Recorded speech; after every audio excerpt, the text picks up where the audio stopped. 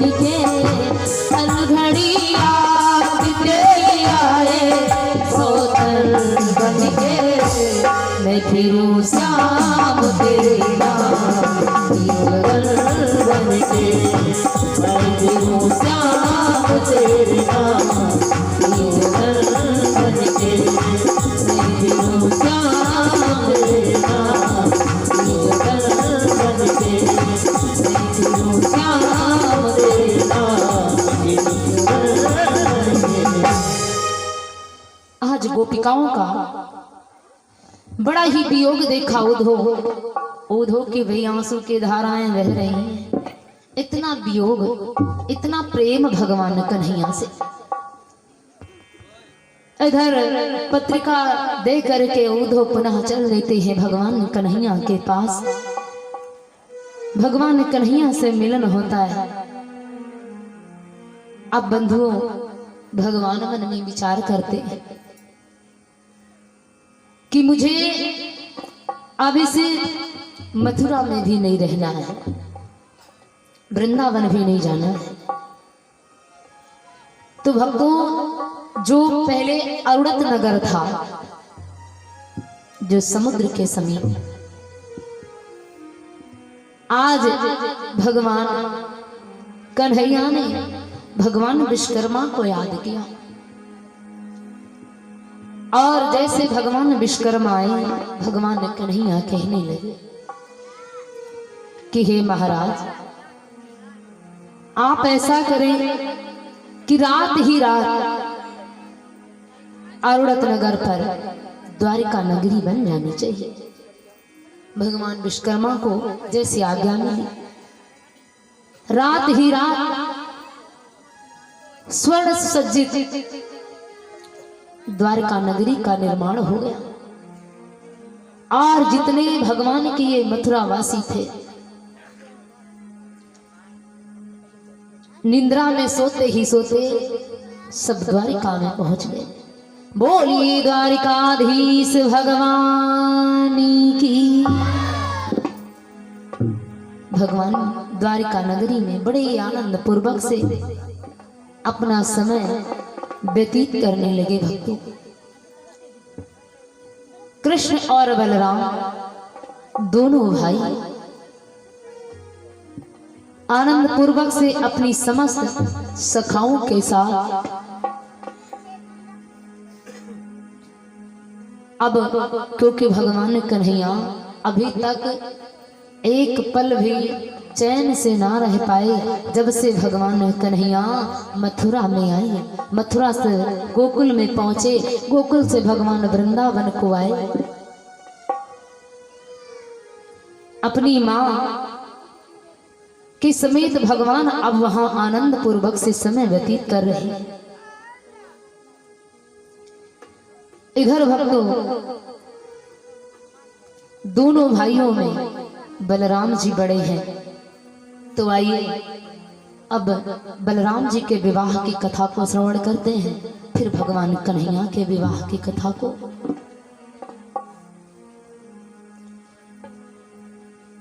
सतयुग की बात आती है कि ब्रह्मा जी के पास उनकी नौकरी किया करते थे एक राजा थे जिनका नाम था भक्तों रेवत, जिनका नाम था रेवत। और ये इनके घर एक कन्या थी जिसका नाम था रेवती।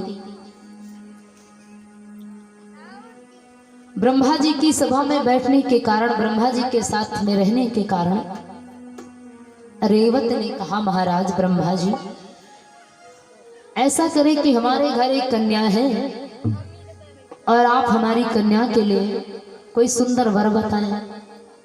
ब्रह्मा जी ने कहा ठीक समय आने दो मैं बताऊंगा। लेकिन अब ब्रह्मा जी रचना करने वाले सृष्टि के विधि का विधान बनाने वाले ब्रह्मा जी को याद ना रही, ब्रह्मा जी भूल गए।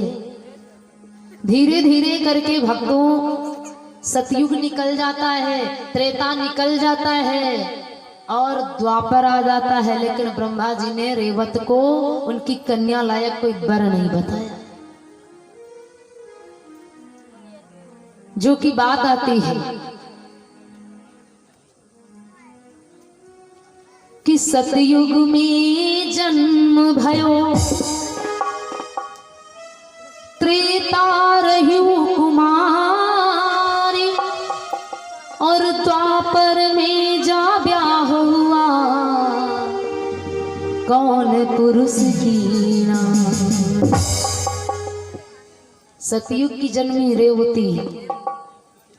सतयुग में ऐसे बीत गया सतयुग, त्रेता भी कुंवारेपन में निकल गया और अब द्वापर चल रहा है। रेवत ने एक दिन देखा कन्या कितनी बड़ी हो गई है, 21 हाथ की कन्या की लंबाई बढ़ते बढ़ते हो गई। हर एक युग में 7 हाथ की लंबाई होती थी और बढ़ते बढ़ते इतने में 21 हाथ की कन्या हो गई। रेवत बड़े परेशान दौड़ते दौड़ते गए ब्रह्मा जी के पास। अरे महाराज, हमने कहा था हमारी कन्या के लिए कोई वर बताओ और तुमने आज तक वर नहीं बताया, और जब वर नहीं बताया तो हमारी कन्या इतनी बड़ी हो गई कि अब हम क्या बताएं। ब्रह्मा जी ने याद किया, कहा ठीक है हम तुम्हें बताते हैं, बड़ा ही सुंदर वर बताएंगे। ब्रह्मा जी ने मन में विचार किया कि कुशल मंगल सब द्वारिका में है इतनी टाइम, और इस रेवती के लिए बड़ा सुंदर वर रहेगा बलराम। ब्रह्मा जी ने बताया जैसे राजा रेवत को। रेवत ने कहा ठीक है महाराज। बलराम के घर पत्रिका पहुंच जाती है, ब्रह्मा जी के द्वारा विवाह के लिए तैयार हो गए। लेकिन भैया अब के समय में तो बड़ी देखा सुनी हो, पहले के समय में ब्याह हो ही जाता है, चाहे लड़का एकदम सफेद का है ना हो, बिटिया चाहे कौवे बराबर का है ना हो, पहले के समय सब हो ही जाता रहा, सब निपट जाता है। लेकिन अब के समय जहाँ जरो से अगर डिसबैलेंस होगा तो फिर निपटी है ना, गाड़ी पलटे न जाए। बड़ा स्टैंडर्ड जमाना। पत्रिका पहुंच गई, बलराम जी ने स्वीकार कर लिया, और स्वीकार कर लिया। सुंदर बारात सजाई गई और बारात आई। राजा रेवत ने अपनी कन्या का विवाह किया, और भगवान कन्हैया ने जैसे बारात आए राजा रेवत के यहाँ, कन्हैया जी ने देखा अच्छा ये भाभी 21 हाथ की है और भैया 7 हाथ के, जोड़ी बहुत बढ़िया है। भगवान कन्हैया हंसने लगे। बाबा नारद कहने लगे कन्हैया तुम हंसते क्यों हो? कन्हैया कहने लगे रे देव ऋषि नारद, भैया ब्याह न हंसबे तो कब हंसबे हैं? अगर भैया ब्याह मौका न मिले तो फिर कब मिलेगा? और सबसे ज्यादा खास तैयारी भैया के ब्याह में बनती है। जो छोटे भैया होते हैं सबसे अलग तैयारी अगर उनके कबहू बनत है वो उतना अपने ब्याह में नहीं बना पावत जितना भैया के ब्याह में बन जाते हैं। भगवान कन्हैया बढ़िया ठाट बाट से बलराम जी की बारात में, फिर बारात की भैया बात ही अलग, बारात की बात अलग है। मामा घर जाइयो तो तैयारी और, बुआ घर जाइयो तैयारी और, मौसी घर जाइयो तैयारी और, बहन के घर जाइयो तैयारी और। लेकिन अगर ससुराल का नाम सुन ले अपन छोड़ दे दूसरे के तो तैयारी अलग। ससुराल का रिश्ता ही कुछ ऐसा होता है। भगवान कन्हैया कहने लगे अरे देव ऋषि नारद, भैया के विवाह में नहीं हंसेंगे तो कब हंसेंगे, कब खुशी मनाएंगे? तो कहा देखो जब तुम्हें हंसी हो ना तो फिर बाराती तो सब हंस नहीं करिए, क्योंकि जिस लिए तुम हंस रहे हो पता तो हमको भी है, हैं? भगवान कन्हैया कहने लगे बस हमको हंसी एक ही बात पर आती है और कोई बात नहीं है कि भैया 7 साल के और भाभी 21 साल की। अरे 14 होती तब वो ठीक ठाक रहे, कहाँ तक निपटेगी जोड़ी? भगवान कन्हैया हंसते हैं। ब्रह्मा जी समझाने लगे कन्हैया धैर्य धारण करो, सब ठीक हो जाएगा। बलराम जी बड़े आनंद पूर्वक से विवाह हो रहा, क्योंकि पहले के समय में लोग इनकार नहीं करते थे, दादा बाबा जो कह देते थे सब स्वीकार कर लेते थे। किसी बच्चे की मजाल औकात नहीं थी कि बाबा दादा के सामने कहे दुल्हन नहीं ठीक, हम बिहाव ना करा, ऐसा नहीं। अब तो खैर परिवर्तन होते होते अब तो स्वयं विवाह होने लगे हैं, क्योंकि स्वयंवर उसी को कहते हैं जिसमें स्वयंवर किया जाए, अपने द्वारा वर चुना जाए उसको कहते हैं स्वयंवर। और जो माता पिता विवाह करें वो तो है विवाह, क्योंकि वो माता पिता के आज्ञानुसार हो रहा है। तो आज के समय में होते कौन? स्वयंवर होते हैं। आज के समय में स्वयंवर होता है।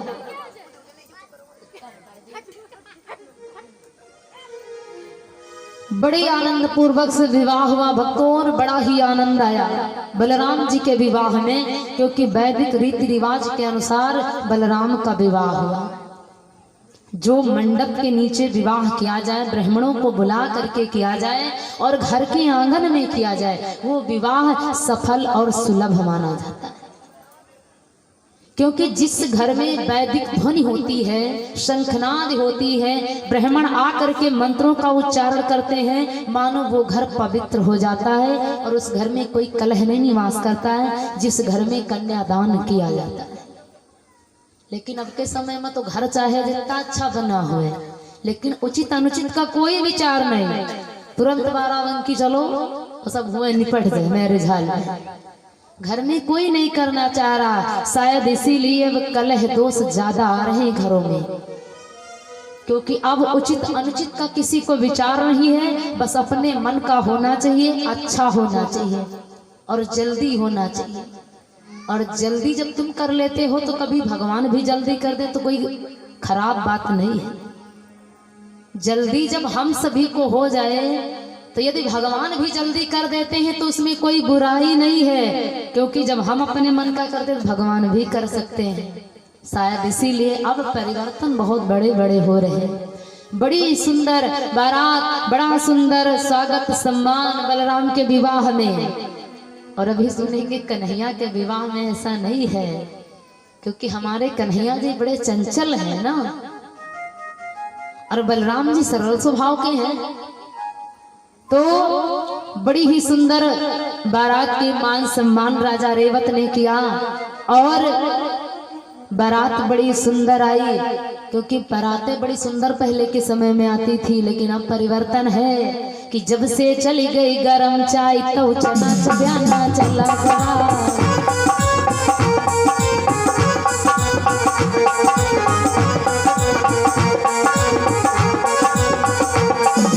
जब से चली गई गरम चाय तो चना चब्याना चला गया। और दुल्हा बैठे मारुति माँ शाही न्याना चला गया।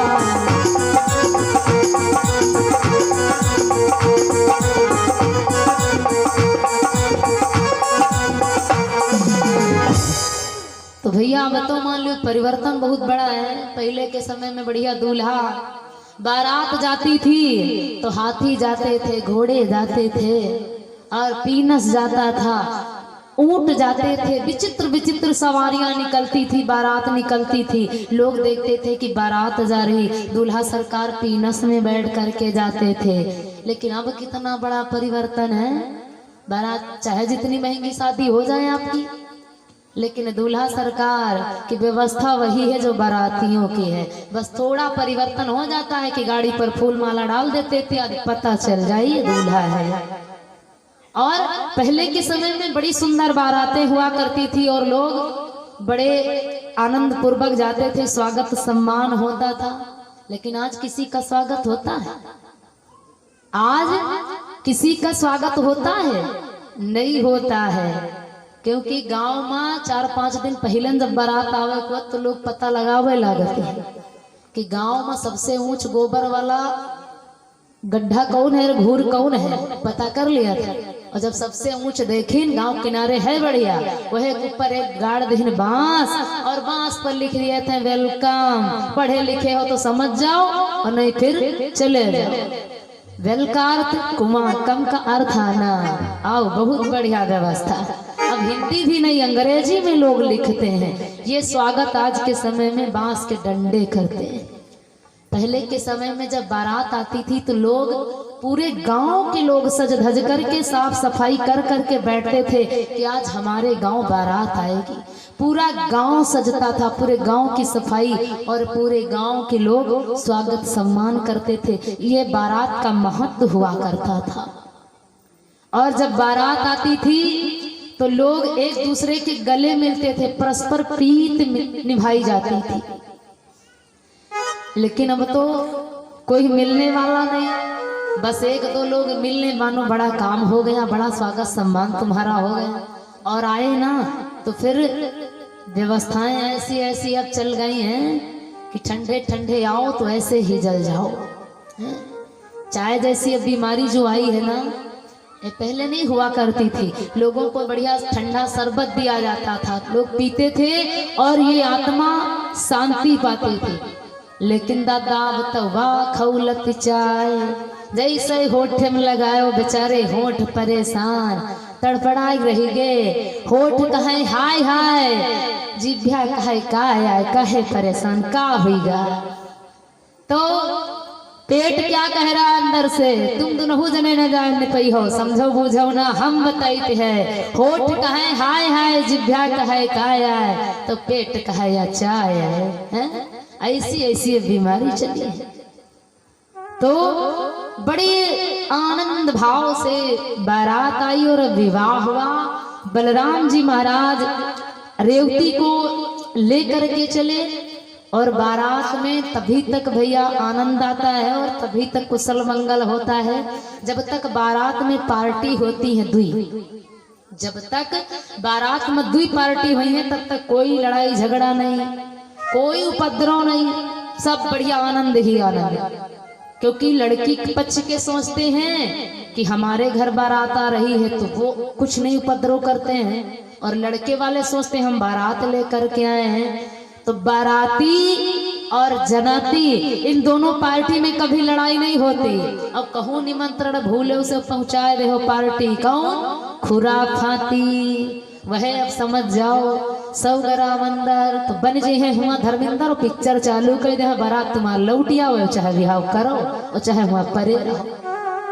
तो तीसरी पार्टी से हमेशा सावधान और सतर्क रहना, क्योंकि जौने विवाह माँ एक खुराफाती हुआ था वह विवाह माँ कुशल मंगल विवाह होता नहीं है। और जिस विवाह में लड़ाई झगड़ा हो जाए तो मानो फिर वह विवाह सफल नहीं होता है। बलराम जी महाराज लेकर के आए रेवती को, और बलराम जी ने देखा कि ये तो 21 हाथ के हैं, और बलराम जी महाराज का अस्त्र शस्त्र क्या है, हल और मूसल। तो बलराम जी ने देवकी के कंधों पर रख दिया हल, और मूसल से प्रतिदिन बलराम जी सेवा करते रहे, ठोकते रहे, धीरे धीरे करके रेवती भैया बलराम के बराबर हो गई। और तभी से एक प्रथा चली है ना, जब दुल्हन आमद तो जब परछन करे जाते तो उसका लेके जाते मूसल है। ये वही से प्रथा चालू हुई है बलराम के विवाह से। तो आज के समय में जब जाते तो वैसे ऐसे उतारा करत, क्योंकि अब तो बराबर ही है सब कोई है, अब ठाकर पीटे की जरूरत है नहीं। अब तो दुल्हन दुल्हा बराबर हुआ था, वो घटा बड़ी हो जी है तो पास हो तो न हो, 10 बार दिखाई सुनाई हो तो कहूँ विवाह हुआ। तो अब तो सब स्टैंडर्ड जमाना है। लेकिन ये जो हल की प्रथा चली है वो मूसल की, तो मूसल की प्रथा भैया बलराम के ही विवाह से चली।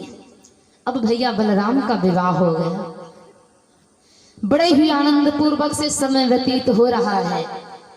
और भक्तों सुखदेव जी महाराज कहते हैं परीक्षा, इस प्रकार से बलराम का विवाह हुआ और द्वारिका में आनंद ही आनंद अब प्रतिदिन बढ़ता जा रहा है कि राजन आगे के चरित रुक्मणी की है गात।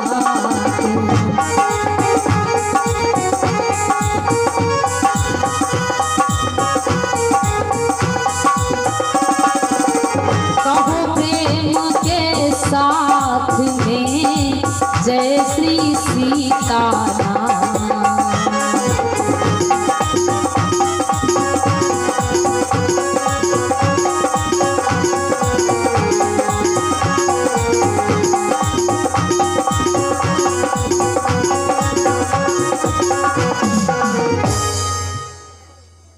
सुखदेव जी कहते हैं परीक्षा, अब हम तुम्हें रुक्मिणी की मंगल की कथा, बड़ी ही सुंदर कथा श्रवण कराएंगे। परीक्षित जी महाराज बैठे कथा सुन रहे हैं, सुखदेव जी महाराज व्यास आसन पर बैठे वर्णन कर रहे हैं।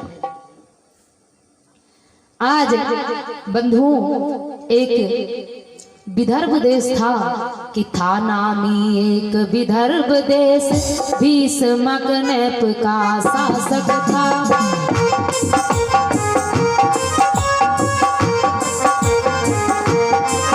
कुंडिनपुर शुभ राजधानी थी और प्रभु आत्म उपासक था।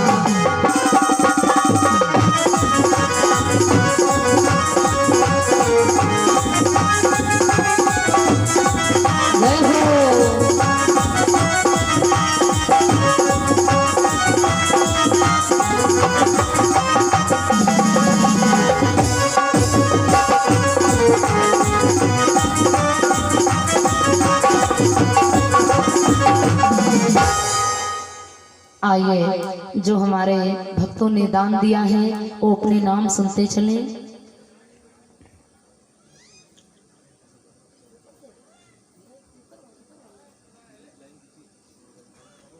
आइए भैया हैं सम्मानीय महिपाल वर्मा बरियारपुर 51 मुद्राएं, राम शंकर वर्मा ताहीपुर 50 मुद्राएं, शंभू रावत बरियारपुर 51 मुद्राएं 40 मुद्राएं और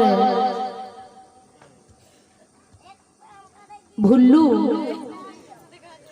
उर्फ अथर्व पटेल छोटा बच्चा बरियारपुर 51 मुद्राएं, जितेंद्र रावत बरियारपुर 11 मुद्राएं, सत्यदेव मिठुआपुर 100 मुद्राएं, परिदीन मिठुआपुर 21 मुद्राएं, महेश चंद्र मिठुआपुर 10 मुद्राएं, बंसीलाल रावत बरियारपुर 20 मुद्राएं, सज्जन लाल रावत बरियारपुर 50 मुद्राएं, राम मिलन मिस्त्री सिंचाई विभाग बरियारपुर 20 मुद्राएं, लल्लू वर्मा खपरेला 20 मुद्राएं, कपिल वर्मा शाहपुर 20 मुद्राएं, राम कुमार बघौरा 11 मुद्राएं, संतोष बाबा बरियारपुर 50 मुद्राएं, बाबूलाल रावत बरियारपुर 20 मुद्राएं, बनवारी लाल रावत बरियारपुर 20 मुद्राएं, कंपट रावत बरियारपुर 11 मुद्राएं और यह है सुशील वर्मा जीतपुरवा 50 मुद्राएं। हमारे इन सभी भक्तों के द्वारा दान भगवान के चरणों में सादर समर्पित हुआ।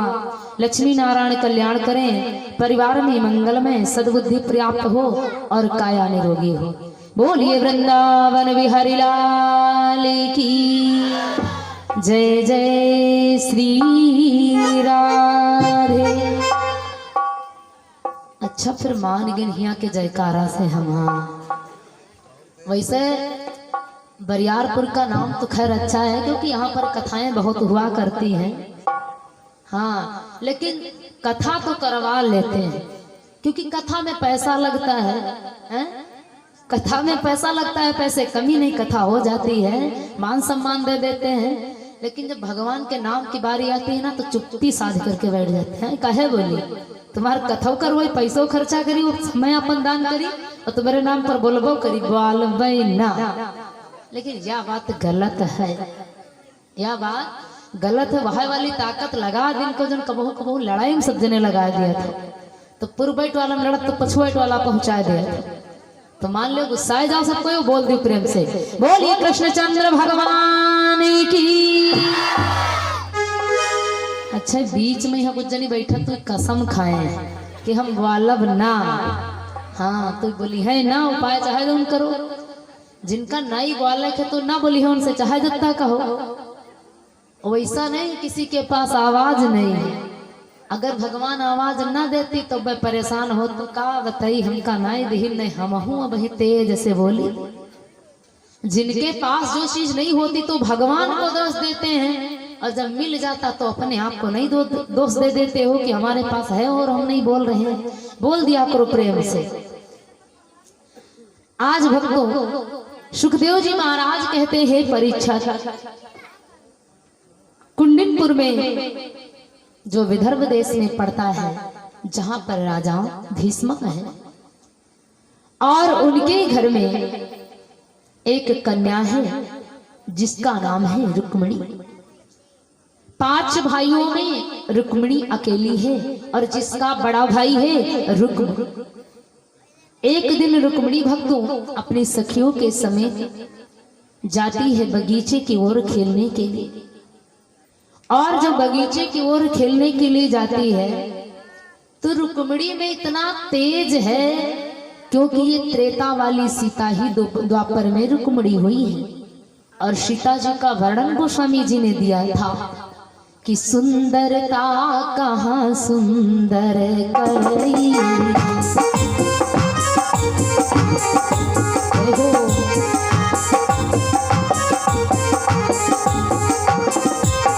सुंदरता कहाँ सुंदर करई,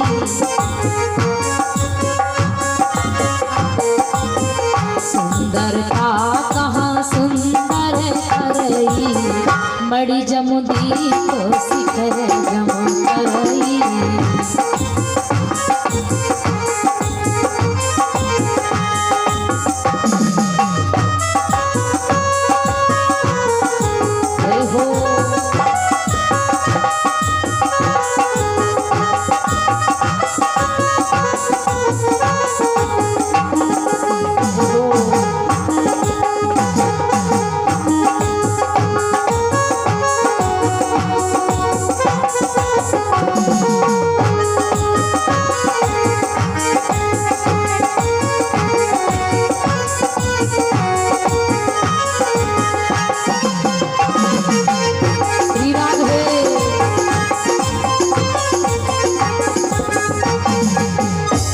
तो भक्तों, इतनी सुंदर माँ है कि गोस्वामी जी ने लिखा सुंदरता कहाँ सुंदर करई, मणि जमुदीप शिखर जमु करई। यानी एक बार सूरज की किरणें फीकी पड़ सकती है, मणि का प्रकाश कम पड़ सकता है, लेकिन वो जगदम्बा का तेज कम नहीं पड़ सकता है। इतनी तेज है मैया रुक्मिणी के अंदर। और सखियों के साथ मैया रुक्मिणी खेल रही है। और खेल कौन सा है जो खेला नहीं करती हैं देवियां? वो आंख मिचौली का खेल। माँ रुक्मिणी सखियों के साथ में आंख मिचौली का खेल कर लेती है, लेकिन इस खेल में रुक्मिणी जी जैसे कोई छुपना चाहा अंधियारे, और फिर रुक्मिणी जी से तो छुपा नहीं जाता है। रुक्मिणी जी जहां कहीं भी छुप जाए ना तो प्रकाश के समान प्रकाशित होती, चोरी पकड़ जाती है। सखियां कहने लगी, देखो रुक्मिणी, एक खेल तुम्हारे साथ तो शोभा नहीं देता, क्योंकि तुम अंधियारे में तो उजाला कर देती हो। ऐसे में मैया रुक्मिणी नाराज हो जाती है और खेल बंद हो जाता है। सभी सखियों के साथ मैया अपने भवन को वापस चली आती है। और प्रातः के समय में एक पंडित जी महाराज, एक संत जी महाराज कुंडिनपुर में आते हैं और वो गली गली में हरि गुण गाते हैं कि हे गोपाल राधे कृष्ण गोविंद गोविंद, हे गोपाल राधे कृष्ण गोविंद गोविंद, हे गोपाल। सभी लोग बोलो प्रेम से, गोविंद गोविंद, हे गोपाल राधे कृष्ण गोविंद गोविंद, राधे गोविंद गोविंद, राधे गोविंद गोविंद, राधे गोविंद गोविंद, राधे गोविंद गोविंद, राधे गोविंद गोविंद, राधे गोविंद गोविंद, राधे गोविंद गोविंद, राधे गोविंद गोविंद, हे गोपाल राधे कृष्ण गोविंद गोविंद, हे गोपाल राधे कृष्ण गोविंद गोविंद, हे गोपाल राधे कृष्ण गोविंद गोविंद, श्री कृष्ण गोविंद हरे मुरारी, हे नाथ नारायण वासुदेवा, श्री कृष्ण गोविंद हरे मुरारी, हे नाथ नारायण वासुदेवा, श्री कृष्ण गोविंद हरे मुरारी, हे नाथ नारायण वासुदेवा।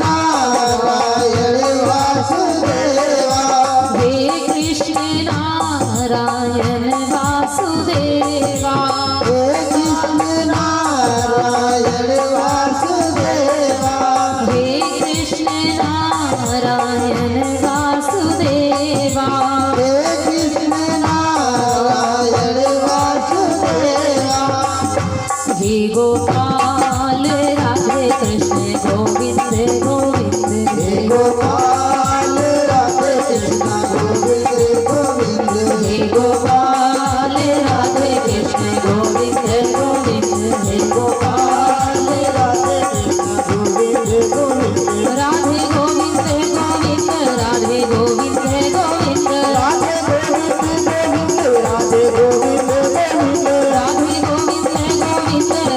गोविंद गोविंद राधे गोविंद गोविंद राधे गोविंद गोविंद राधे गोविंद गोविंद राधे गोविंद गोविंद राधे गोविंद गोविंद राधे गोविंद गोविंद आज भक्तों जैसे मैया रुक्मिणी ने सुना इतना सुंदर भजन ये गाते हैं, और ये किसका भजन है? मानो भजन की धुन सुन करके रुक्मिणी के अंदर ये भगवान की मूर्ति समा गई हो नाम के द्वारा। रुक्मिणी ने ये मंगल गान सुना, ये मनहारी मन भावन गीत सुना, और गीत के माध्यम से आज ये भगवान कन्हैया की मूर्ति रुक्मिणी के हृदय में समा गई। दिन प्रतिदिन रुक्मिणी प्रतिदिन यही मंगल गान करने लगी और भगवान की चिंतन आराधना करने लगी। धीरे धीरे करके समय